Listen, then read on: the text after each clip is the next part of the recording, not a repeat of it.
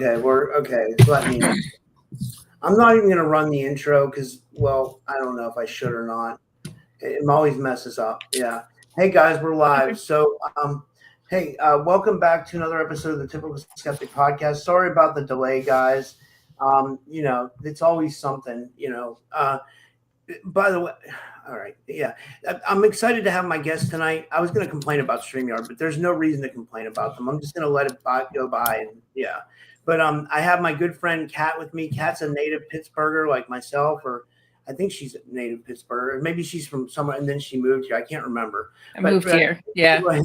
She's returning tonight for a live night of tarot, audience call-ins, and a deep discussion on the pagan origins of Samhain, its cultural traditions, and the alchemy of art and shadow. Kat is an art, a mystic, and a fire gazer whose mixed media creations are portals into myth, illness, and ancestral memory. Her work channels old gods, pagan spirits, and dream wisdom, guiding others through shadow integration and creative healing. She's a winner of art awards, and she's published art across wellness spaces and art museums and stuff like that.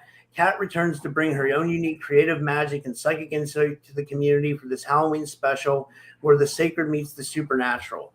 And with all that said, I'd like to give her a big warm welcome back to the show. Kat, thanks for coming back on. How are you?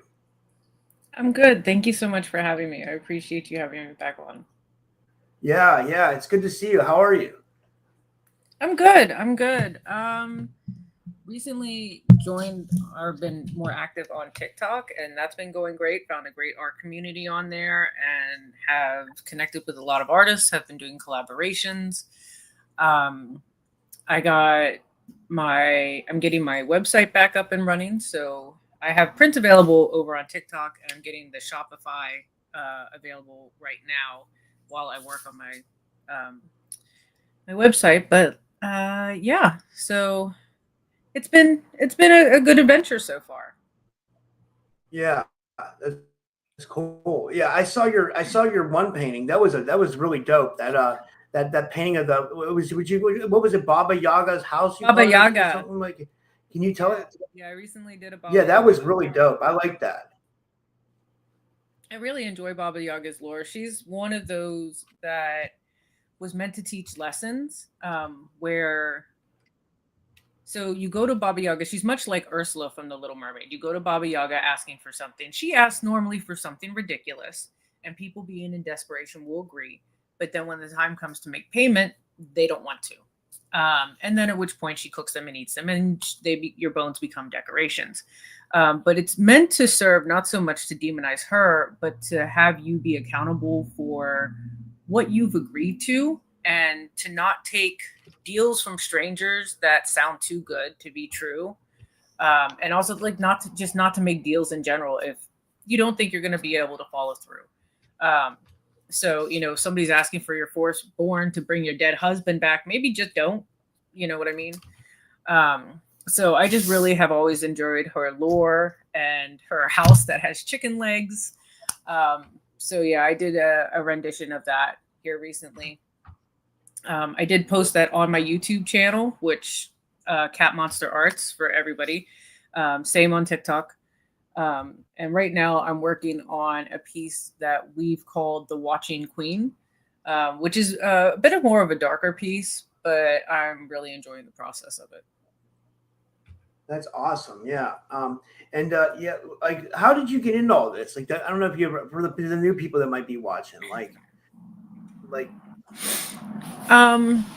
well, I've always been attracted to like more of the creepier side of things, and I call my art my colorful creepies because a lot of times they're very colorful, but they all touch on like darker subjects for the most part. Now I do paint some lighter stuff, especially if I'm like in a really bad mood. I'll do more Bob Ross type things or personified animals. But all in all, my stuff's pretty creepy. Paganism I got into when I was 12 because I was very indoctrinated into the church. I wasn't agreeing with the hypocrisy that I saw. And a friend of mine, her whole family was Wiccan. So I started looking at some of her sister's books, and it just made more sense to me. I was being able to connect with nature. I think that we are not put on this earth to rule over the planet, but to be part of the planet and its keepers. And that just kind of made more sense with me, and I connected more with the older gods, and being able to pick and choose my god for, you know, different things that I need, or just who comes to me in my dreams, who's reaching out to me, you know, that sort of thing. That really helps me to just feel a little more connected than having some omnipotent being that's supposed to be watching over me that I don't really connect with. So that's how I got into it. And besides, like, paganism is not satanic. You know, we're not Satan worshippers. That's a Christian god. And I just found it to be a very loving religion. Yeah, I like that. Yeah, that's awesome. And did you want to talk a little bit about before we get into readings tonight? You wanted to talk about like a little bit about the origins of it and stuff, right? Yeah, the origins of Samhain, since we are coming up on Halloween. Halloween is an adaptation of the original Celtic holiday of Samhain, which marked the end of the summer harvests and the beginning of the winter months. It's technically the Celtic New Year. They had the traditions. It came over from Ireland, and most of this came over when the Ireland immigrants came over with the potato famines and that in the late 17 to 1800s. So there's things like carving out the pumpkins. Those were typically turnips, and with pumpkins being a new world item because it did not exist before we came to the Americas, at least in the rest of the world. Much easier to carve, right? And then trying to carve out a turnip. I don't know if anybody's ever tried to even cut into a turnip. They're really hard. But you cut those out and you have more of the jack-o'-lantern thing. You put a light in it. It is the day when the veil between life and death is thinner. And so you are to honor your ancestors. Doing things like the dumb dinner or the silent dinner, where you have a dinner laid out, you set a plate for your loved ones who have passed, and you're in silence the entire time, just remembering them and honoring their memory. And then you take the plate and you put it outside to offer to the ghosts that are walking around outside. With that comes the traditions of dressing up. Typically, in old times, it was animal skins and face masks to kind of disguise yourself so that the spirits would leave you alone. In the 1930s here in America, it took more of a commercial turn, but that was kind of out of necessity. Previous to that, it was a bit of mayhem where there was a lot of tricking and not so much treating. Bonfires were set in the middle of towns, but a lot of times the kids of the town would go around taking wooden items off people's porches, stealing furniture to build these huge bonfires in the middle of town, because bonfires are something you are supposed to do during this time of year, or at least a fire in general, to bring the light, you know, back to a colder time of the year. And so in the 1930s, around the Depression era, they started implementing more commercialized items like candy and made masks to try to get it to swing into a more treat sort of situation and stop the egging of houses and the toilet paper and things like that. And that I remember doing that when I was a kid. Right. It carried on into I was one 90s. Of those kids, you know. Yeah. I toilet papered somebody's house once, or a tree. It was a tree, with a bunch of friends, but you know, I didn't really egg anybody's house or their cars, because I knew that was going to eat up the paint, and I couldn't sit well with that. I was like, when I was doing this, I was like 15 years old, and what we would do is we would get in the back of a pickup truck, you know, and like, because my friends had pickup trucks, and we would drive around and we'd just throw eggs at everybody. You know what I mean? It was like all what's the word I'm looking for? It was like no holds barred. You know what I mean? And I don't know why we did that. It didn't make sense. I would never do anything like that now. You know what I mean? Like, but like, right. You know, when you're a kid, you're like, you know what I mean? Like, I don't know. When we're a kid, our reasoning skills aren't as sharp, you know, we don't have as much empathy. Yeah. But yeah, so it became more commercialized, and in the 90s that kind of started even fading out with a lot of the mayhem and mischief and being not so much, and it just being more around the treats and the decorating. Yeah, and I was gonna say you'll see comments and shaving cream.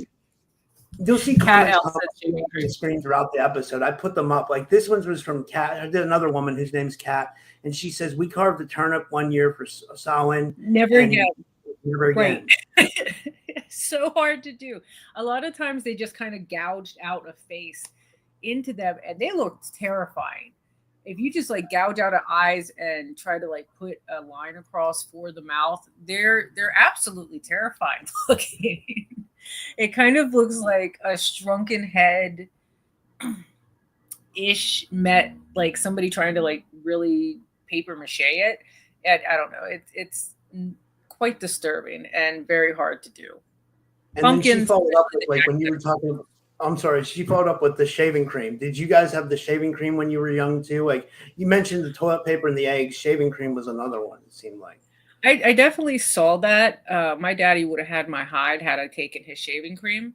So that never happened. But I definitely saw other people do it. You know, they went to the dollar store and got shaving cream or whatever. But that wasn't something I personally did. Yeah. Before we get into like the traditions of the old gods and stuff, because I want to get into that. But like, do you have any like interesting memories of like around this time of like Halloween or Samhain? Like, did you ever have anything crazy like paranormal happen or anything like that?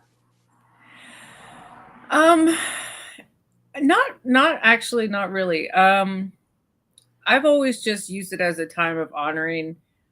Went to bed pretty early, besides like when I was a kid and I went out trick-or-treating and things. We did some stuff when I was younger, like went to the Ozone in Texas, which was a pretty much abandoned town. I think like only 3 people still lived there. The rest of it was a ghost town. It had 1,001 lores about it. We went there one year and spooked ourselves, went to the graveyard to try to see the witch's grave to see if it really glowed. But as an adult, I haven't really. I've done the dumb dinner pretty much every year with roommates or by myself. I typically say prayers, put out my food, and go to bed pretty early, just in case, you know. And then if somebody wants to come talk to me in my dreams, I can do that. I have last year, I was going through that rough time with the breakup and everything else. And last year, I felt more connected, and I really felt like the presence of my grandmother was there. So I don't know. Anytime I feel like she's near, I just feel a hand, you know, here. And I just hold it and cry with her. But that's about the extent of it. I haven't had anything extraordinarily spooky, but I also don't go out and try to seek out any sort of thing. I do want to go on a ghost tour in Gettysburg, though. I think that would be really interesting. Yeah, you and I have talked about that. I'd like to do that too. I'd like to go somewhere, or even somewhere around here in Pittsburgh. I'm sure around here. Yeah. I would like to go on a not hokey, not Field of Screams type of ghost tour. That's what I would rather do. I don't like people coming after people sort of scaring. So, that's not great. Real quick, I see some of my friends in the chat. Hi, y'all. Thanks for showing up. I appreciate you. Yeah. I'm glad your friends came. That's awesome. Yeah. And you had a furry friend just walk up behind you when you were talking. Is that your cat or something? Oh, Yuffie just came through, and possibly the cat. Yeah. He pops in and out.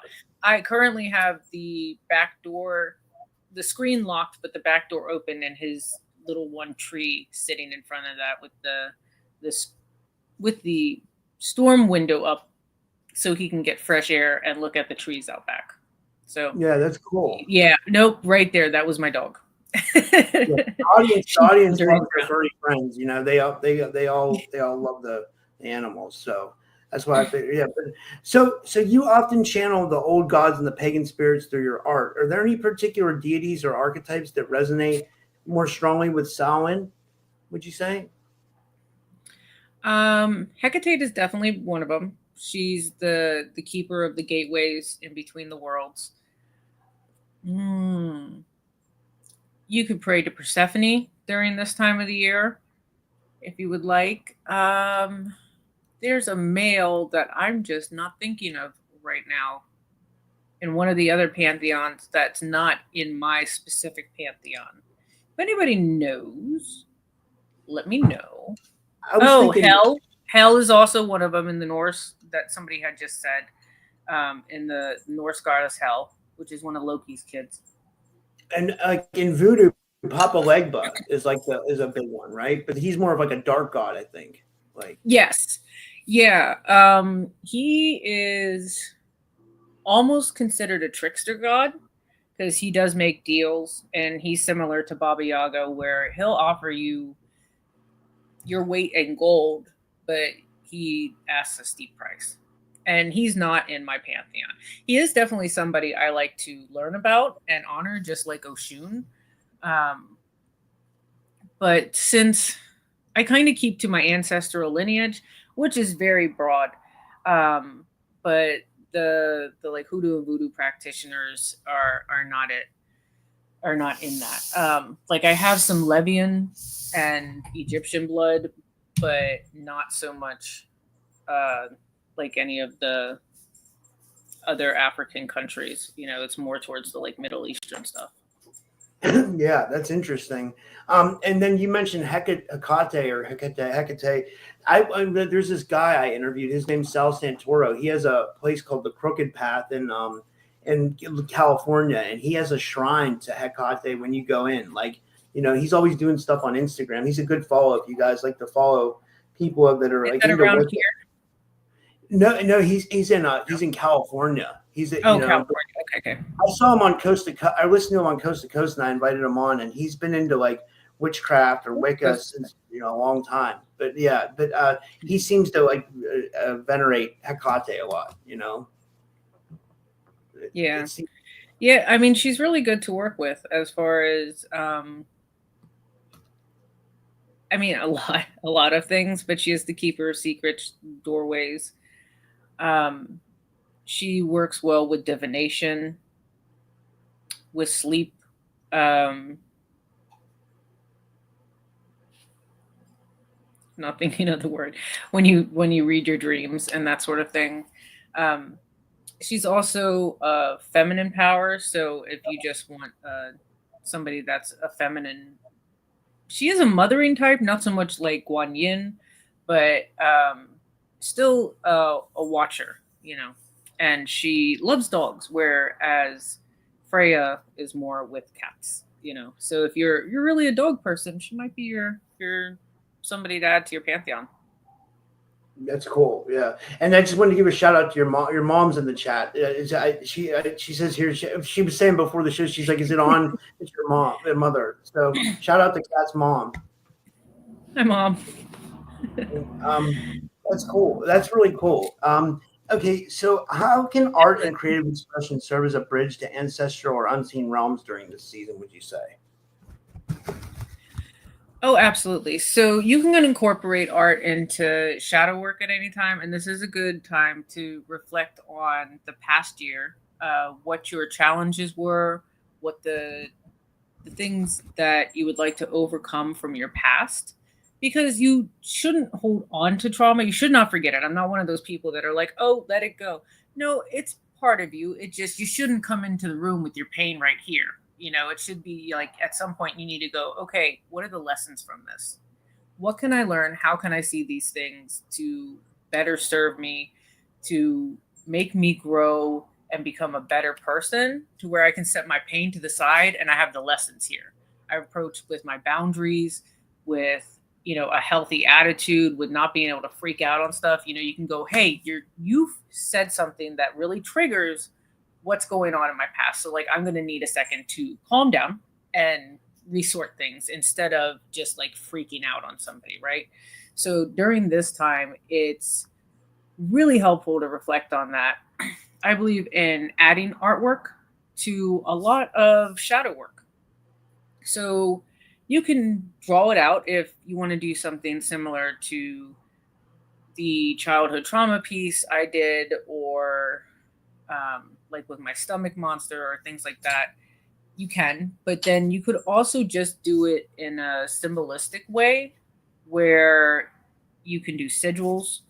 You can, I'm sorry, my dog was over there. You can do sigils. You can just do color expression, trying to get your feelings out. Because if you don't know how to draw, like, say if somebody hurt you in one way or another and you are not good at drawing people, just draw it out in colors. How you're feeling. Like if you were sad and you were feeling more blues and purples, or even like a yellow for excitement, and then representing them in different colors and having it clash, that can help. And then underneath that, write down what you're feeling. Write down the things that you would like to release. All of the things that happen, all of the anger that you're holding on to, all of the grief that you're holding on to. And then within that as well, write down the forgiveness side of it. You forgive yourself for not being able to protect yourself at that time. You forgive your parents for not protecting you during that time. And then also within that, I typically write the things that I want to change, the things that I'll look at. So, in the past, I've had extreme rage issues because of being essayed as a child and it not being handled well. So with that, I'm just like, I no longer want to have those rage issues. I no longer want to blame anybody else for what happened to me, for how it was handled afterwards, or I don't want to hold that anger anymore, because it leaks out into other aspects of your life. You think you're fine, and then all of a sudden you're crying and raging over the fact that you dropped a butter knife in the kitchen, and it's just like, that shouldn't have triggered that, but it does because you were holding it in so much. So if you write all that down, get it all out, and then draw something over it to represent either the release or the happenings, write a sigil on it for protection, for love or an understanding. It really helps to incorporate that during this time of the year. I love that. That's really cool. Someone from over in your channel made a crazy comment. I don't know if I should put it up. So I can tell this because it has a thing around it. But this, this person, she said a gerbil is trapped in my boyfriend's butt and can't get it out. Should he keep feeding it milk with a medicine drop, or just let it starve to death? That's hilarious. That's actually hilarious. Should I keep feeding? Dude, that's hilarious. I did go to the ER, but I mean, if you can try to coax it out, maybe with some kibble. They like crackers. That is so funny. Don't stick animals in butts, guys. It's not healthy. Anchor Haven, one of my Mars, she wanted to know if she said she loves to work with Kuan Yin, but she wants to know, do you ever work with Eileen? ELIN. I have not. But now that you brought her up, I think I might want to research her more. I'm always up for researching religions and gods. I like learning about all religions and all gods. So if I'm introduced to one, like right now, that I have not heard before, I think I want to look into it. So I don't I don't. And I do work with Guan Yin. She's definitely on my altar right next to Hecate. So but I'll look into Eileen, because I want to know these things now. You have piqued my interest. Thank you for that. We talked about this a little bit, but in your view, does shadow work tie into the mythic or magical traditions of the season? Oh, yeah, it does. Yeah, absolutely. Because you are supposed to reflect on the past year, your triumphs, your troubles, trials and tribulations, and then look at the new year coming up, because you will be going through a hard part of the winter. Even with us, with having central heat and access to warm clothes and access to food in the grocery store all the time. In the past, they didn't. So winters was really rough, and some people did not make it through them.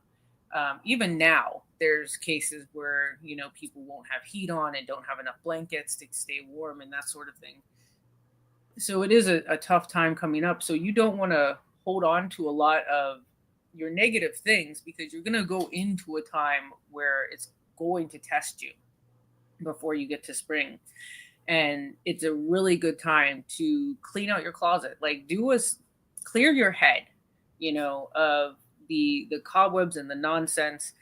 Congratulate yourself on the things that you have done, because you need to also look at the light when you do shadow work. It's not all about the shadow, it's also about the light that comes in, because they are equal parts. But so you look at your triumphs, and then prepare for the new year so that you can take on the more challenging things that are to come. You can also try to prepare yourself for, say, if you're working through something that is not going to be able to work through in 1 or 2 sessions of shadow work. Depending on the type of trauma, it's really like deep seated, right? So it's not going to just uproot itself in one go around. Like, the roots run deep. You have to try hard to get through it. And maybe during the winter, when you're inside a lot, you can try to cry it out, try to get down there, try to figure out what drives that force and clear it out, so that in spring, that hole can be filled with soil and you can start growing flowers out of it. I love that. That's a good point. And let me see here. And I had more questions. Okay. Let me see here. And hold on. Sorry, I lost my place. Okay. And do you feel like fear itself is a portal? And when you face your fears, do you feel like that can lead to like deep transformation?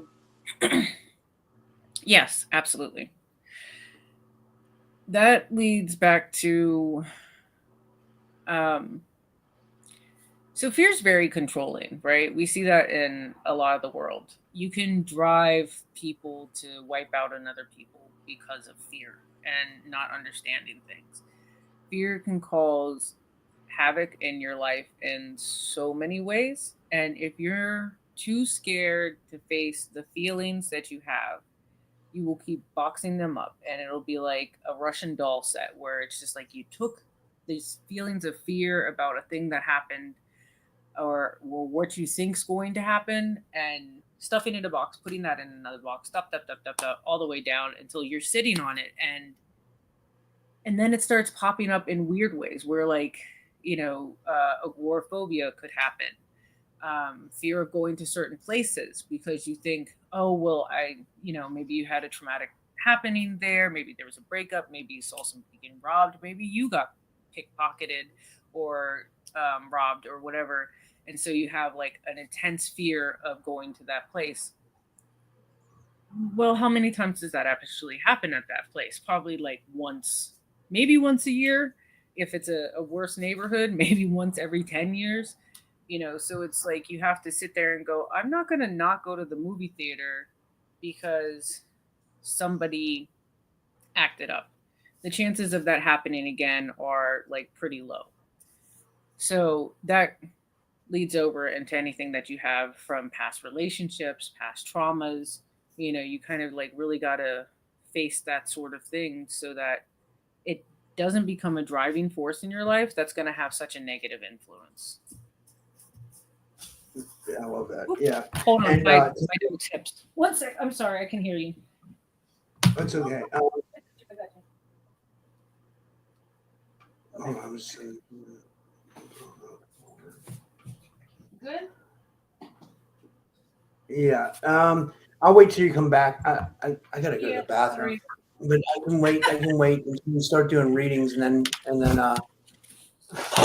Yeah. No problem. Yeah, sorry. Yuffie's hips went out and she started fumbling all over the place trying to correct herself. So it's right. She's a sick dog, huh? Or is she? Or is it just because she's old?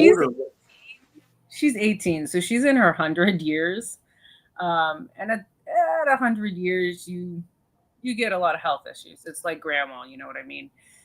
If your grandma's 100, she's going to have kidney disease and heart failure and dementia, and her hearing's going, her eyesight's going, and that's everything she's going through. So, poor little. It is what it is. She makes the best of it. Yeah. She's trying. She's still like in good spirits and is like gets excited about things and wants to go outside hipping hopping around, and she just also sleeps a lot. Yeah. And then back to the questions. You're going to be doing readings tonight. Let me see where I left off here. You're going to be doing readings tonight, and are there any particular cards or archetypes that seem to show up more often around this time of year?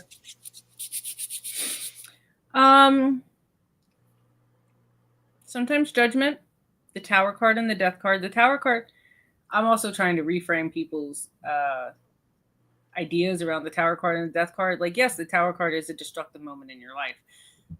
Mostly, it's for something you needed to get rid of, right? So, a toxic job, a toxic relationship, things that you are too afraid to clear out yourself. The universe is at some point going to come in and go, you know what? We're sick of this. You deserve to be on a different path. So we're just going to make this like really big destructive moment to clear this out. And you're going to build yourself a new tower, And same with death. It's a death of a situation, but in every tarot card, there's like an open door or an archway or something behind death. Because like this thing is dying. It doesn't actually mean physical death.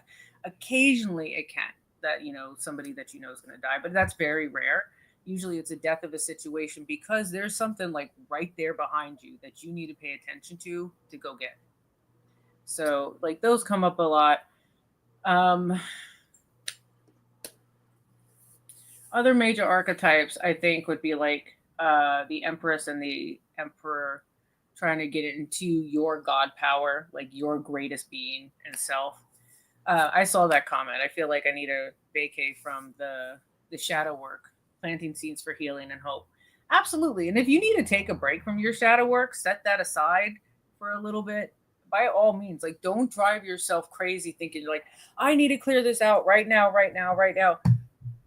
Sometimes, like when you're trying to scrape paint off an old wall, you got to let the cleaner sit a while before you can go back to it. You know what I mean? You put that paint thinner on there, it doesn't automatically scrape up.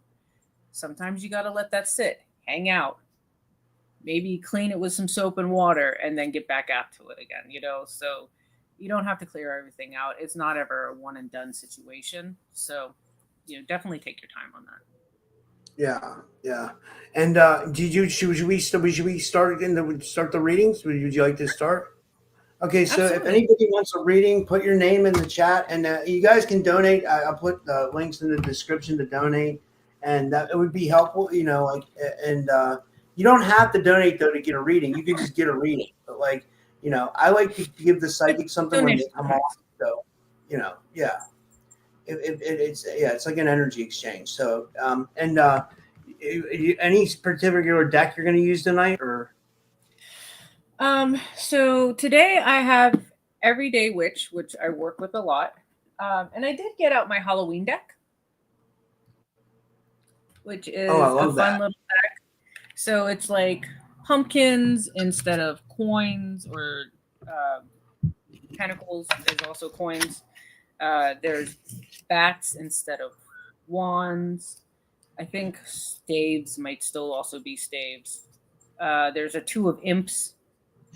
Pumpkins, bats, imps, and ghosts. So I do have the book here just because if I look at it, I'm like, is an imp a wand, or is it imp? That sort of thing. It kind of trips me up. But it's a really fun deck, especially for this time of year. Yeah, that's cool. Yeah. Do you want to start off with me, and then that'll give people an example of how you do the readings, and then and that'll give some time for people to come in, and that'd be great. Yeah, absolutely. Sure. Do you have a specific question? Or you want a generalized reading? Generalized reading, whatever comes up to you. Okay. And OHMMER. He says, do I have to believe in aliens to get a real insight into the reading? He says, I'm skeptical about all the different alien races. You can be skeptical. It's okay. You don't have to believe in anything to get a reading. No, and I don't work with aliens, so you're good. Yeah. Okay. So for you, we have the Hermit, the Chariot, and Temperance. So the Hermit is very much about being by yourself, taking time for you. With it being in this first place position, it may be that you have been doing a lot of isolating, a lot of self-reflecting. So it's recognizing that and saying that there might be a little bit more that you need to do. The second one is the Chariot card. So you might need to get out and travel a little bit more. With it being paired with the Hermit, you've been doing a lot of just being by you, and you're home being in a podcast a lot. Yeah. You are isolated a lot. You did recently travel, but it might be time that you start trying to do things outside of the house. Possibly doing the ghost Wait, book. you're cutting out, Pat. I'm sorry. I wasn't trying to. You started cutting out there for a second. No problem. Where did you? You said you heard you acknowledged that I did travel, and then you were like, but you might need to, and then it cut out. So you might need to travel a little bit more. You may need to maybe not just traveling for pleasure, but maybe mixing it with business. I know you had wanted to do some spooky places, try to get the live stream podcast out in a couple of different places. So maybe it's time to do that, or get some sort of a filming equipment so that you can film and in location, and then maybe edit and post it, that sort of thing. Yeah, because that's Temperance, it's a not as easy as it sounds, right? Because I know just with my editing, it's for the few long content things I have on YouTube have taken me forever.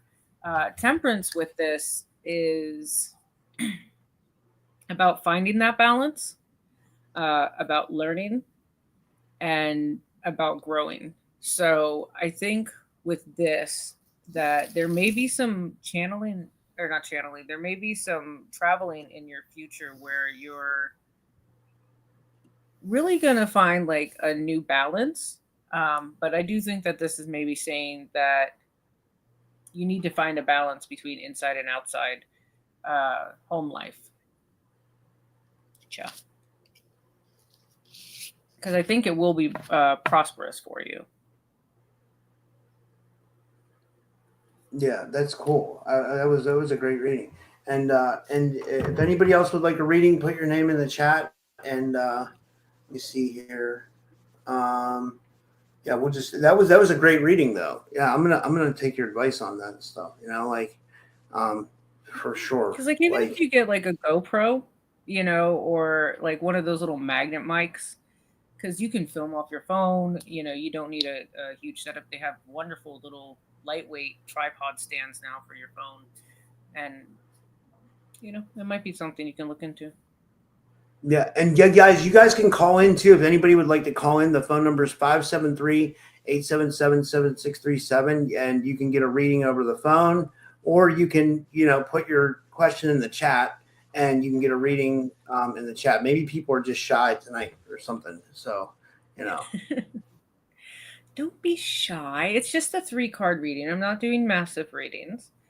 So if you just want something generalized, you don't have a specific question, but maybe something that the universe wants to say to you, or your ancestors want to say to you, definitely just say that you want a general. Disturbed Jellyfish says he'd like one, but he's not on. He's on YouTube. He says LOL. So I don't know if he means she wants a reading or. I can give you a reading. That's not a problem. It doesn't matter that you're on YouTube. I mean, you're listening. She says General Rebecca Williams. I was waiting for someone else to get a reading because I got to pee so bad. I'm gonna go pee. I'll be right back. But if you want to do her real quick, and then I'll be absolutely.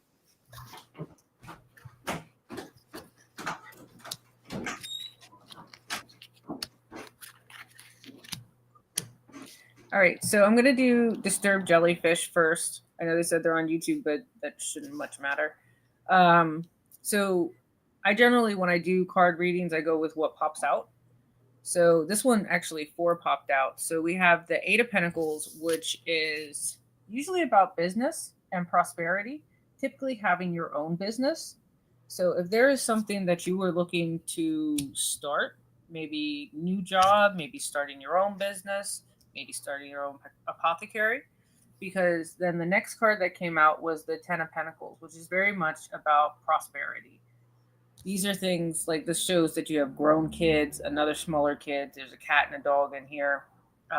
So things that you have been working on and working towards for that prosperity are going to start coming to fruition. The next card we have with it is the Page of Swords, which is somebody that's really ready for adventure. So that can go along and pair with that 8 of Pentacles.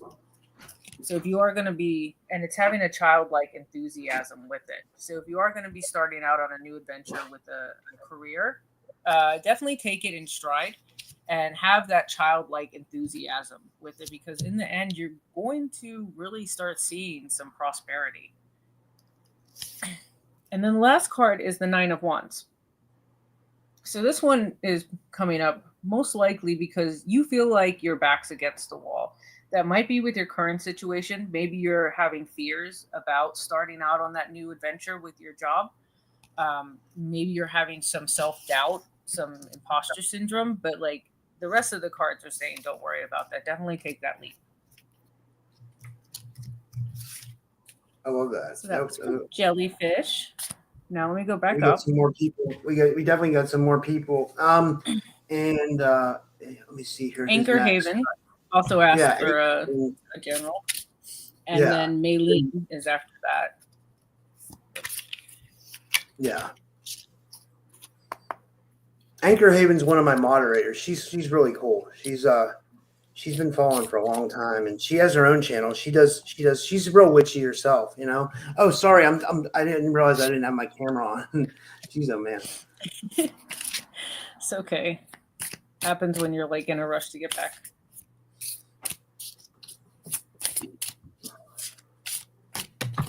Ooh, things are a little jumpy today. All right. Oh, so this is interesting. We have the Star. I really like this Star card. It's very pretty. We have the Star, the Tower, and then the Hangman.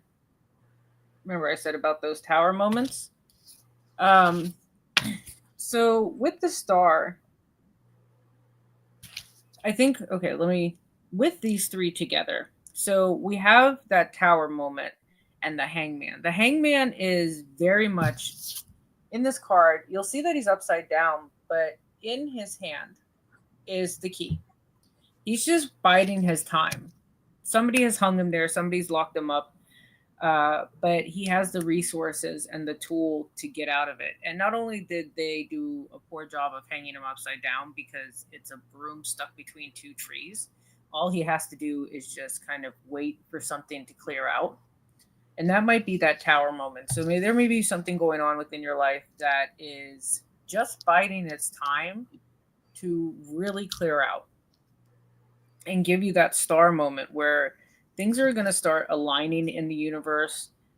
They're going to start coming out of the shadows and start really lighting up the night sky.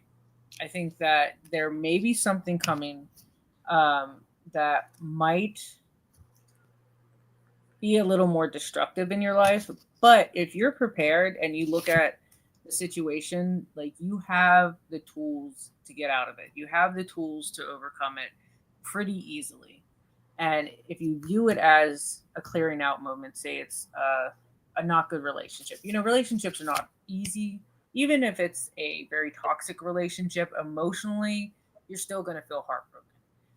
You spent time with that person, you know, you put effort into things. It didn't work out. They didn't treat you the way you wanted to be treated. But so it still needed to go, though. And it's still going to be an emotional situation. But hopefully knowing this, even if it's a job, personal, other relationships, knowing that you have the ability to overcome it pretty easily and start shining on the other side might get you going to make it so it's not a traumatic experience and it's very much a learning lesson for you, like pretty early on.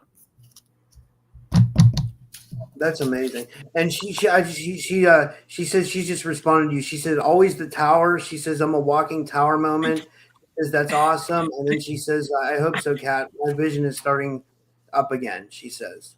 And she says, nice, thank you. Do I remember I pulled a tower card for her last time? Maybe. She was in here. You know?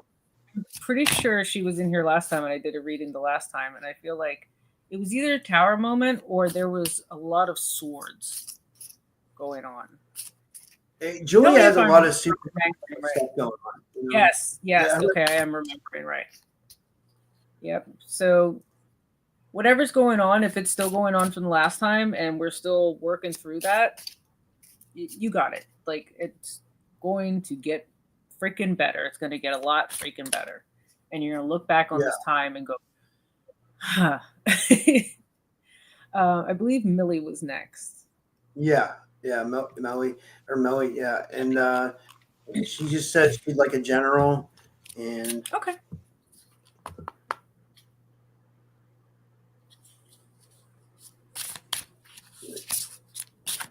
These are really good readings tonight, by the way, Kat. I think you're doing really well. Thank you. There we go. Do you when the cards pop out, do you use those as, like, if you're shuffling them and they pop out, do you kind of do that like people do? You know what I mean? Yep, that's the ones that I use. Yep. And if they really jump, then those are the ones that I emphasize on. So during yours and during Anchor's, I had one jump out of the deck and onto the ground. And so that was the one that I was like really talking about. Which one jumped on mine? I'm curious. Do you remember? The Chariot. Wow. And what's that mean? What's that? The Chariot's travel. Okay, so I need to travel. Traveling and moving forward. I had so much fun when I went on that trip. I went on that bus trip, and like, you know, a lot of people wouldn't like traveling on a bus, but I thought it was awesome because I got to like see. I like buses and trains. It's like you get to sit there, have somebody else drive, and see the landscape. Exactly. You know what I mean? Yeah. And I had 2 4-hour layovers in Chicago, so I got to walk around Chicago and like stuff like that. It was dope. You know what I mean? Oh, so you got like day trips. There's nothing about it, but I mean, like Chicago was dope. You know, I wish I could have had my whole vacation in Chicago. I want to go back there, by the way. You know, Chicago is like 2 times the size of our city. Like Chicago, like when you see it, it looks enormous and it's all surrounding and stuff. Whereas like Pittsburgh, like I love Pittsburgh. Don't get me wrong, I love it here, but like it's, you know, Chicago, smaller city. Yeah, it was pretty interesting for sure. I've only ever been into Chicago. I didn't get to ever spend time there. It was where I would fly in to get to my grandparents' house when they were still alive in Illinois. So I was there at the O'Hare Airport with their. We used to joke smoking rooms, the opium dens. I don't think they have the smoking rooms anymore, but they were just like enclosed rooms that they had ventilation. And you went in there and stayed inside the airport to smoke. And you didn't even have to light up. Like if you just went in there and took a couple deep breaths, you were good. You got all your nicotine you needed and you left. You smelled like you were in a bar all night after 5 minutes in there. So I was like, we always joked and called them the opium dens because it just was like that much smoke lingering around. Yeah, you know, like, well, my impression was that like Chicago was a city, but I didn't think it was that big, and I was always like under the impression that like the East Coast was like the mecca for big cities, like you know, like you got like Pittsburgh, New York, Boston, you know what I mean, like even down south, some big cities and stuff like that. So I was really surprised, you know. It's like I don't know. Detroit and Chicago are both huge. Wow. Yeah. Detroit has a big city too? Yes. Yeah, Detroit is it real ghetto though, or what's it like? I heard Detroit's like. I mean, it has ghetto parts. It's similar to Pittsburgh in the fact that the industry that was there collapsed, and so a lot of the richer people moved out, and it stayed lower and middle class. So it still has a lot of nice areas. there are still upscale areas. But the majority of the people that were working in the automobile factories that got outsourced to other countries for cheaper labor, they moved and went and found other work elsewhere because they're like, well, I'm not going to go from making, equivalent of $36 an hour down to like working at a repair shop or something, for a quarter of that. And even if they did stay and they did do that, then they're making a quarter of what they made previously. So then they don't have that money to put back. They have started bringing tech into that area and other industries. There's still nice areas. There's still upscale restaurants, but there's a lot of areas similar to Pittsburgh that the buildings have just been left to rot. So there's fire hazards and things. Yeah. I just want to answer one question real quick. Kitsalao says, does Rob have enough people for next month? Kitsalao, I do need people for next month. If you want to email me ideas, typicalskeptic1@gmail.com. I haven't even started booking anybody yet. I'm really bad on that. And it's been a rough month too. So I just, but I am going to get on that. So yeah, but sorry, I'll let you go ahead with Melly. Sorry. That's okay. So we got the Eight of Wands, the World, and the Star. The Eight of Wands is one of those situations where you may have caused a little stir in the pot. Because if you see, it is her magic that's causing this tornado. So there might have been something going on recently that really might not have been solely your fault. Like you might not have completely did everything in the situation, but it might be a situation that it's really up to you to control. Because the witch in this has the ability to control that tornado, but she's also doubting her ability to control the tornado. So if something's going on, a living situation, something with a job, even though I don't really feel like it's a job. I feel like it's more of like a personal thing, that you might be having some sort of chaos going on in your life. That's a very personal, even if like you didn't stir the pot, it might just be something you need to handle. This is a personal journey. No one else can help you with this. This is something you have to work through and learn your ability. Take hold of your power and believe that you can and get rid of that self-doubt, because we got the World. She's having that Mary Tyler Moore moment, dating myself, where she's throwing her hat into the air. Everything is amazing. Everything is working out. And if you come into your power and go, okay, I can handle this. I'm not going to wait for anybody else to save me. This is something I have the capability of doing. I just need to try a little harder, or look at a different resource, or look at a different way of doing this so that I can fix this. You're going to end up really coming into it and really having a great time. Like, regardless of what it is, but there's something sitting there that is causing an upset in your life that, you really need to try to figure out. And then, unfortunately, there's not going to be a knight in shining armor. You may have to, if it is job related or something financial or in the home, you might have to pick up a second job just temporarily.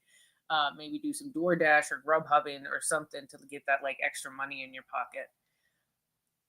Oh, I'm sorry. And then we also have the Star that comes with that glowing light. I'll show it again. I just like this Star card. It's very, very pretty. Are you going to focus? Don't focus on my face in the background. No, we'll just keep it back here so you get an overall view. But where it's that coming out of the darkness, going into the light, and really illuminating that night sky and getting into your power. Like, you have that ability to shine so bright that you light up the night. And you just have to figure out where that doubt's coming from, own it, and go, I have the power to fix this. I can do this. And then you are going to have an amazing time afterwards. It is going to get resolved. You're not going to have that problem anymore, and you're going to be a hell of a lot better for it. Do I have food at the event today, Jason? Oh, I was like, what? Can you do my reading, please? Ooh, Mr. Peak is in the chat with wanting a reading. Is there anybody else above that between Melly and Mr. Peak? We got one here for Farhan. What I was saying is Jason went to an event today. I think he went to a THC event out there in Chicago where he lives. And that's what, I think Selena was asked. They date, Selena and Jason. Oh, okay. And yeah. Cool. But so Farhan was up, and then I think he said he'd like a good shuffle. A good shuffle. All right. I mean, I will shuffle, and whatever the ancestors pop out, they will. All right. And then we got Linda, and I just want to make sure and see where Mr. Peak is. Mr. Peak's my art buddy. Farhan's my friend as well. Okay, I'm sure.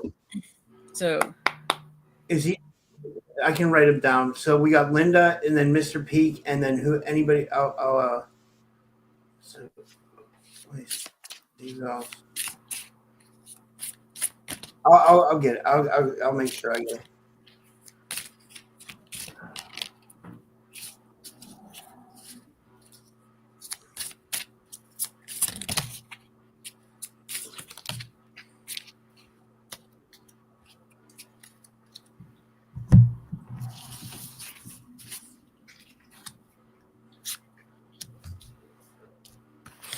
Okay. He had 4 cards come out. So we got 3 of Cups, which is kind of a group prosperity thing. So if you have, a lot of times it represents a gathering of women or a group event, typically like a lot of times it's with friends or family or even coworkers that it's going to be coming together. Let me see how this fits into this, because we also have the Queen of Swords, and the Queen of Swords represents an older, very dominant female figure in your life. It can represent like a more feminine side of you, but typically it represents an older woman in your life. So we have that coming together. Then we have the Knight of Cups, which is a younger man in love. It's a very emotional card. It has to do with, because in this card, in the card, so we have all the love and bubbles on the top, and then there are sharks underneath. But like, he doesn't really care. Like, he doesn't see the haters down here. He's just like, nope, I'm going to do what I want. This thing makes me happy. It makes me healthy. And I'm just going to stay above that dangerous water, right? And then the last card that came out is the Nine of Cups, which is a very much at peace with yourself sort of thing. So Cups is the emotional side of things, where Swords is also emotional, but they're more of the heavier emotions, with heartbreak and betrayal and having like a stern personality, where Cups is, it can be betrayal and it can be heartache, but it's normally like a more self-inflicted sort of thing, like you're crying over spilled milk, like with, I think it's the 7 of Cups. Now I'm not remembering right off the top of my head. But with the 9 of Cups, you have everything set up behind you to where it's all going right in the world. You're able to take in the surrounding area and just enjoy what you have and be at peace with it. So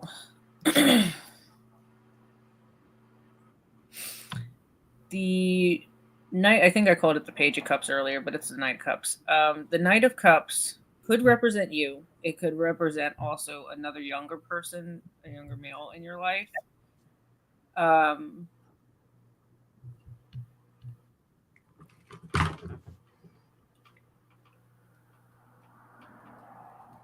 There's going to be a working together situation where you may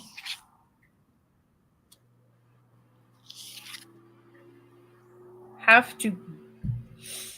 to be going on an adventure with an older woman, whether she is a mentor, whether she ends up being more of a mother figure or a lover, because of that Knight of Cups. But knights and pages are normally like, there's a lot of adventuring going on, a bit of a journey. But in the end, it looks like it's gonna work out. I'm gonna get clarity though on that Three of Cups, because that is normally a group effort, really working out kind of situation.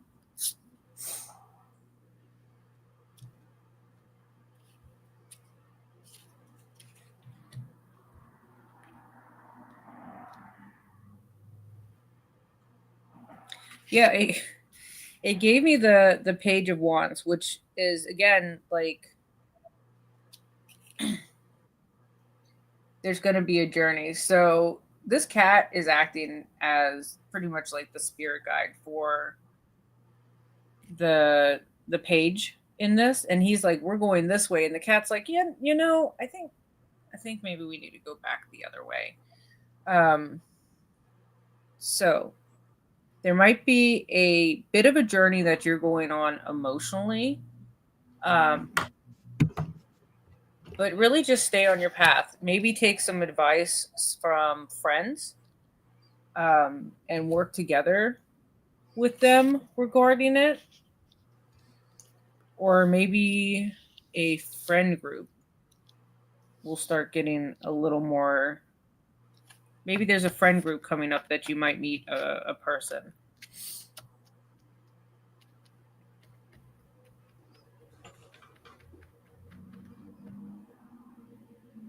Yeah, but it does look like there's going to be a little bit of a journey that's going on.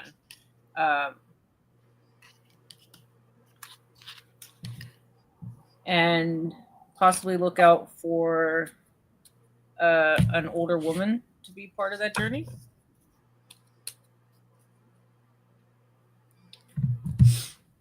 So that's that one. I love that. That was great. I lost my place in the chat.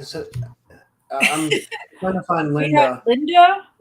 It keeps jumping around. It's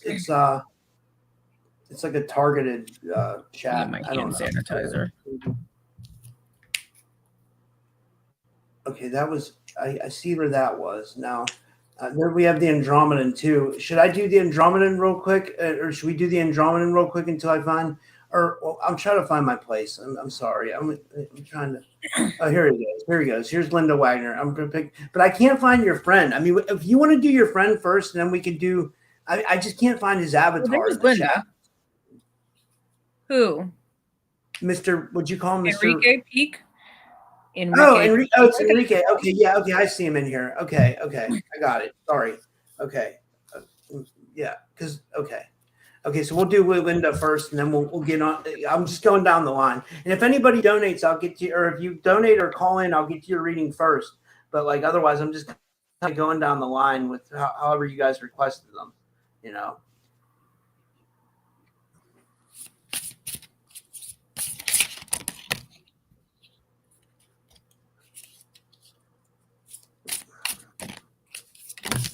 It's getting cold out your way. It's getting really cold here at night. It's like really. It's like almost like we're gonna get an early winter. Yeah, it smells like frost today. Wow. So I'm pretty sure we're gonna get a frost tonight, because I went to the store around 5, and as soon as I stepped out of the store, it smelled like frost, and I was like, "Yep, we are gonna be getting frost tonight." I walked up to the corner store last night, and I wore like an Adidas pullover. Then I had a hoodie over top of that. It was so cold. You know what I mean? Because I always go out and I walk around and smoke a joint at night. And like I like to go out and smoke weed, and because I can't smoke it in my apartment.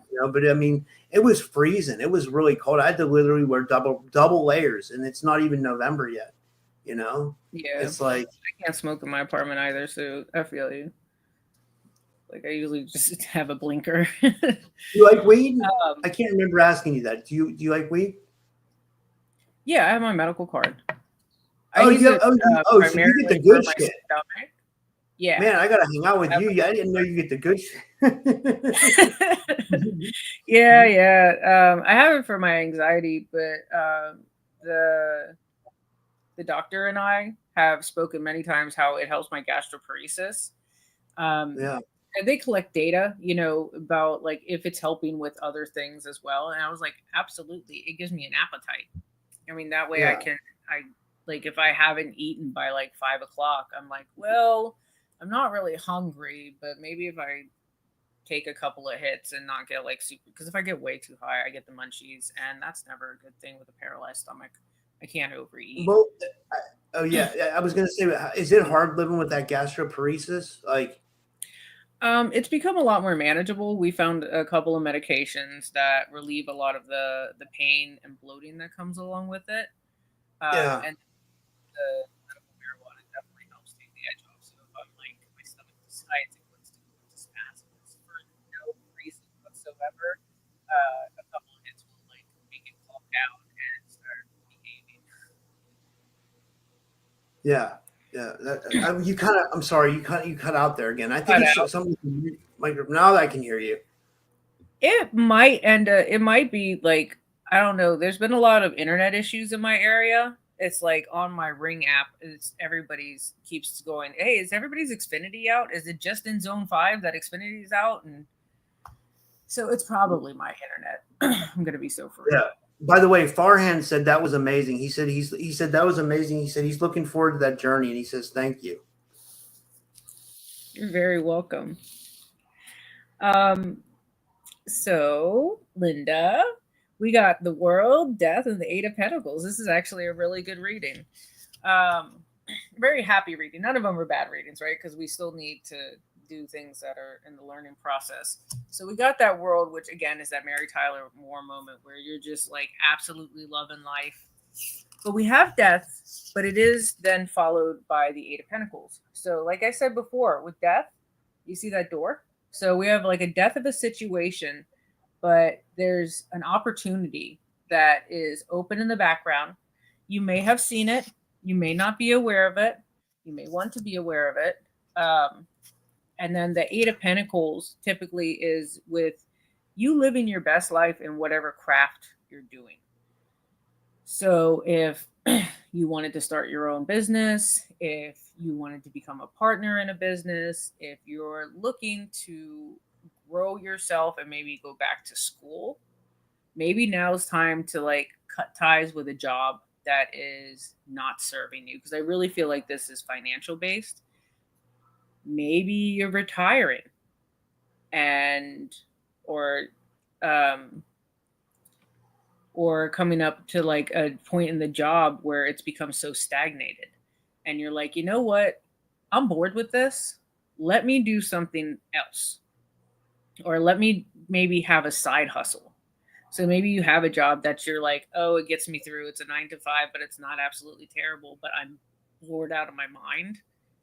Maybe start a side hustle, get a little business going, something that'll get an extra coin in your pocket, something that brings you joy to make. Because that Eight of Pentacles is also like you working with your hands and making your dreams come to fruition.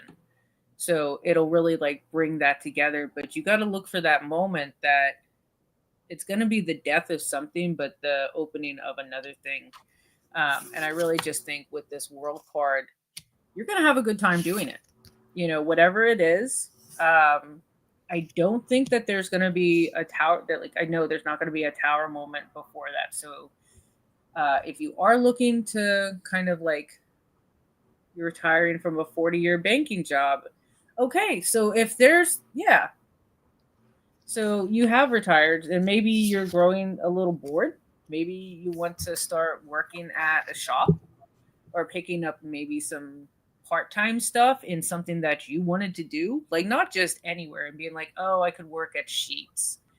No, if you wanted to work in a witch shop, start applying for that. If you wanted to work in a crystal shop, or if you wanted to be like, you know what, I always wanted to work at Macy's, because I love Macy's and I want that discount.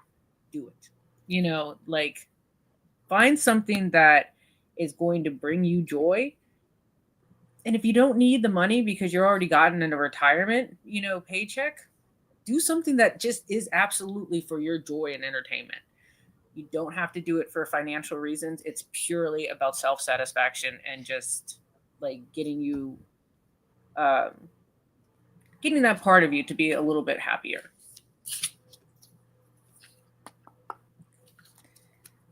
I love that. That was great for and let me go to Enrique. We'll go to Enrique from your chat, Enrique Peak, and then we'll do Andromeda next. I think I might have missed Andromeda, but that's okay. I wanted to get your friend because we kind of told them we would do that order. So yeah, but yeah. So Andromeda, you'll be next. I might have missed Andromeda, so my apologies if I missed you when I was scrolling. We'll get you next. It's okay. It's okay. He's cool. He's here every show almost. So he'll be cool. He's a good guy. Yeah, he's actually the Andromeda is interesting. He's actually an Iraq refugee. He's living over in like Sweden or Switzerland or something like that. It's that's a hell of a move. Yeah. Sweden.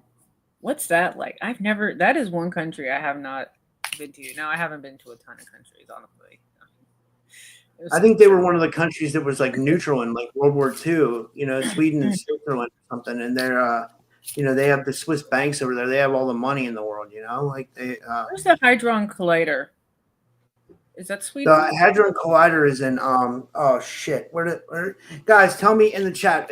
Sound off in the chat. Hadron Collider at? Well, supposedly, like if you get deep into conspiracy theories, supposedly there's multiple Hadron Colliders, and like they're not telling us about them, and they're but that's who conspiracy. wants that big of a thing where they're like clashing together atoms and protons underneath your cities and causing miniature black holes? I don't think a lot of people were actually okay with that. You know what I mean? Yeah, exactly. Yeah. Let me just make a black hole. They have a statue of Shiva outside in front of it. Mm-hmm. Did you see the opening ceremony for that? That was crazy. Yeah, that was weird, right? It was very much into their folklore, I think so. Do you think that was like something satanic or something, or from you, someone knowing about occult practices, do you think it was dark? It was kind of dark, but their folklore is kind of dark. They're one of those countries that experience a lot more darker months, Yeah. So, and typically in a lot of colder climates where the months, they don't get as much time in the sun, their folklore tends to be on the darker side because that's what they know. There's a lot more death. There's a lot more dangers out in the woods. So that kind of wraps around it. I don't think it was satanic. I'm pretty sure I started reading a little bit into the folklore. I can't quote anything because that was so long ago that happened. And I haven't like reread up on their folklore. But there was things in it that had tied into, things from their past. That's cool. That's interesting.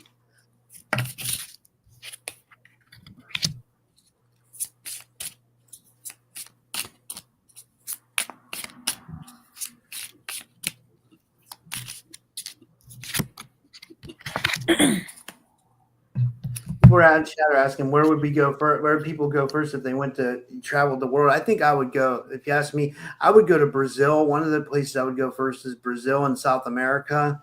Then I would go to like Italy, Spain, like the Mediterranean area. Like I'd go to Lebanon, Greece. That would be, Egypt definitely. I don't know. Those are some of the places I would want to see. I hope I get to do Japan. It. What's that? So I said I'm going to be going to Japan. Wow, that's cool. In the next 2 years, because maybe kind of. It's depending on my dog. Me and my sister have made plans. We've saved money. We've tracked out everything, but we're not going to go until after my dog passes. because I can't in right like good conscience go, here's my 100-and-something-year-old dog. She might die while I'm gone. She has separation anxiety, but I'm sure it'll be fine. Like I can't do that to her, and I can't do that to the person, So Yeah. my traveling plans are waiting until she passes, but we have that set up, and I'm very much looking forward to going to Japan. We're going to be mostly seeing shrines and temples. We are going to Ghibli Studios and Tokyo, but those we're only spending like a day or two, and then the rest of the time hitting all of the places. There's a cat shrine there. We want to send a letter to our kitties that have passed. You can send letters there. Wow.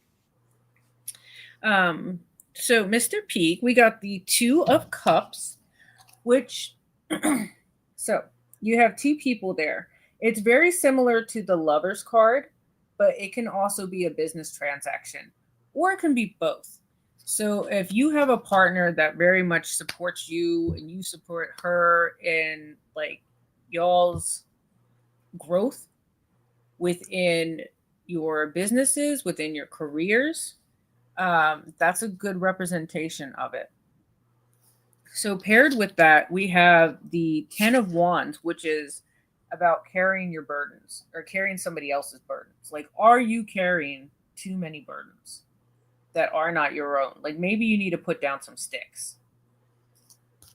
So with those two being together, I think you very much have somebody in your life that can support you, that can be with you. But there may be some other things going on that you might not need to help anybody with. And you had that conversation earlier when we were in live. Just saying, you asked chat, you were like, should I help him out? I'm thinking maybe you need to put down somebody else's sticks. Just saying. And then the Hangman. So we got that card where there is something going on that you could possibly feel trapped in your situation, but you don't need to be, because you have the tools, you have the abilities, you have the skills to get out of the situation that has you hanging upside down. You just got to let go of somebody else's burdens. Like if there's somebody else that's holding you back because of their nonsense, but then you have somebody also that's on your side that's willing to support you and bring you that sunset on the beach kind of moment, like maybe relook at that. Go, okay, I might be in this situation right now, and I have, say, like a homeboy or an ex or somebody that's here just pressing their weight down on me while I have somebody else over here that's uplifting me. Maybe it's just time to put some blockages up, build a little bit of a boundary wall, and be like, listen, I can only give you the overflow. My cup is mine. Like I can't spill my cup into yours. I can't help you. I need to put down your burdens, get out of that situation, and move forward to that much better, brighter future with a partner, whether that is your wonderful partner, or if it's, I was just thinking about her snoring last night on the live, which was very endearing, or if it's like a business partner. Maybe you're going to come across somebody that will be able to financially help you out or give you a break, like give you that break, but you're also going to have to be like, that could be it too. You may be coming across somebody that is going to be able to give you a break, and there might be somebody that ends up wanting a bit more from you than you can naturally bear. So, anytime that anybody comes up with money, if you have friends that are struggling, they are always expecting handouts. And you might have to, at that time, go, I have to get my stuff right. And like, if you weren't there supporting me, this burden is not mine. I can't help you dig out of a hole that you dug. So there may be that kind of situation going on. But I do see that there is something coming in with the future. Maybe look for a collaboration. Maybe, it's a combination of there's going to be a collaboration coming up. maybe it's your partner is going to be extra supportive in that collaboration, really pushing you forward to do your very best. But that's what I am seeing in the cards. I love that. And guys, I'm about to put if it ever comes up, I'm about to put this Spreaker link in the chat, like, because they remonetized my podcast. Like, this is one of the ways, like, I pay my bills and stuff, guys. So, like, it's really easy. Like, if you can't donate on readings and you can't, support Rumble, some people say they can't get on Rumble and stuff like that. Just listen to the audio podcast, and you'll hear me promoting this a lot because they remonetize me. You know what I mean? So it's a big thing for me, and it's literally how I support myself. You know what I mean? So I'm going to put the link in the chat, and definitely, and what we could do one more reading. We have Andromeda. We got Matthew Morning coming on at 9, and yep. I'd love to have you back on more. I know we say we're always going to do more shows, but then we both get busy.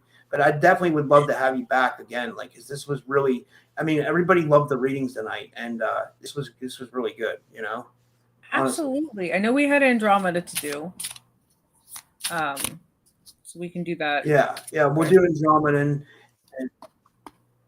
and I'm trying to find his avatar here. Andromeda, there he is. I see him. I'll get him. He says he would like to go back to his home world. He feels like he's from somewhere else, like, from the stars. No, I understand that. That is not. I do not assist in interplanar travel, but maybe I can give you some insight.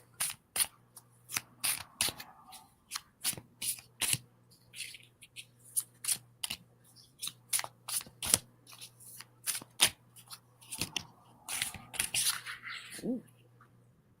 Don't need the whole deck coming at me. There we are. Interesting. We have all Pentacles. So we got the Three of Pentacles, the King, and the Queen of Pentacles. So there's going to be a money situation happening, a good money situation. The Three of Pentacles is a group project. Everybody's doing their part to make this project come to fruition and working nicely. You're not bickering, you're not arguing. Everybody's doing their part and, like, really making things come together. And then we have the King and the Queen of Pentacles, which are very much like prosperous cards. Like, you see the King here. He's got a delicious chocolate cake. His cow has flowers around her. He's been able to have his throne there up on the hill so long that it's grown ivy, and his dog is very old. So it's like those making that good life for yourself, having the ability to relax, to not, like, be fearing battle, to know that you are secure in what you are doing. And then the Queen of Pentacles is very much about abundance. So we have, like, this herd of kittens down here. There's a whole chest of coin in the background. She's old, just like the King of Pentacles. So it's about steady money. You have that abundance. You have that stuff that's occurring. But it is going to be very much linked to, like, some sort of group project, something's going to happen that you're going to have to cooperate and make sure that you're doing your part. With that will come a huge abundance. This could also mean, like, some sort of inheritance, where, like, people are working together to try to split up the inheritance, and then you're getting that old money. Or if sometimes this sort of layout can come out with, like, stocks. I don't know if you deal in Bitcoin or stocks or anything like that, but letting something sit and letting it accrue so that later on it's going to be worth a whole hell of a lot. but it's sometimes with the Pentacle cards can be tied into family as much as job. But it is usually very much coin based, because the Pentacles can be represented as coins in a lot of decks, and they're always tied to financial situations. So even if you might not, I don't know if you are struggling. I don't feel like there's a lot of struggle going on in your life, but even if you are, that like there's going to be something happening. So keep an eye out with you working with people. I have a feeling it's family based. But it may be like family, like blood, instead of being like actual blood. To where you're going to be working with them together to have some sort of project, some sort of group happening that will, in the end, let you be bountiful enough that you can just enjoy life. And be able to save money, because like with the Queen of Pentacles, she has that chest behind her. Like she has enough that she can then start putting away, where they're not laden in gold. So they have golden things, like they have nice things, but they're not flashy people. It's not the other king that's represented by Cancer is a Cups, where he's much more flashier. These are very much about enjoying life, enjoying the creature comforts, and not being like so over the top and extravagant. So you'll probably get to like a really good place where you can start saving money. You can start maybe traveling a little bit, enjoying the fruits of your labor, because we got fruit trees in the Queen of Pentacles, and that takes like 10 years to grow. So the project you're doing may take time to grow. Maybe you're starting a new business. Maybe you're going into a business with somebody or into a new job. But in the end, it is going to be very beneficial for you. Here we go. Well, I hope that was great. That was amazing. That was amazing. Well, dude, this was awesome. I really love this. And do you want to tell people how they can follow you? And thank you, Kat. This was awesome. Absolutely. YouTube, Twitch, and Twitch too, but I rarely go on Twitch. YouTube, TikTok, and Facebook.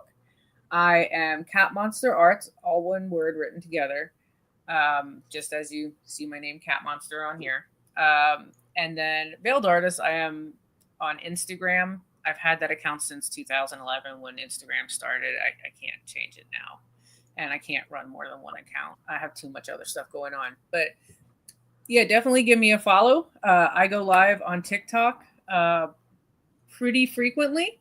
I'm going to be getting a laptop soon so I can start doing dual lives with YouTube and TikTok. Yesterday, I was on TikTok live painting for 7.5 hours. Wow. We do other fun things. I don't really do tarot card readings there, but if you ever pop into my live and you're like, hey, can I get a reading? I will stop doing art to do a reading. I love doing readings. I just don't advertise that I do readings. So this is the only place that I really do them besides friends and family. But by all means, come and say hi. I go live almost every night besides Saturdays and Sundays. I go in the afternoons instead of the evenings because the TT streets are busy, and I'd rather be there like hanging out in other people's lives. But yeah, like I said, I'm going to be able to get the YouTube going soon. So that I can dual stream with doing my art on there. And absolutely come through, ask some questions, follow me on any of the platforms, and I really hope to be able to connect with all of you. Yeah, thank you. This was awesome. Yeah, and until next time. Oh yeah, guys, I have another live at 9 p.m. Eastern. Matthew Morning will be on, and he's going to do some readings too. But it's going to be more like a fun show. We're just going to talk about whatever, and he'll answer your questions, and we'll do live calls. And yeah, this was awesome, Kat. Thank you. I really appreciate it. I had fun. You're very welcome. I have D&D tonight, so I told my D&D team that I was going to be late so I could do the podcast. Thank you. That's awesome. I hope D&D goes well, and I'll be talking to you soon. And send me your PayPal. I'll send you your Cash App or whatever. I'll send you something. And thank you. Okay. I appreciate it. Thanks, guys. Thank I'll you, see you guys everybody. at 9:30 Have a great night. All right. Bye. Thanks, guys. Bye.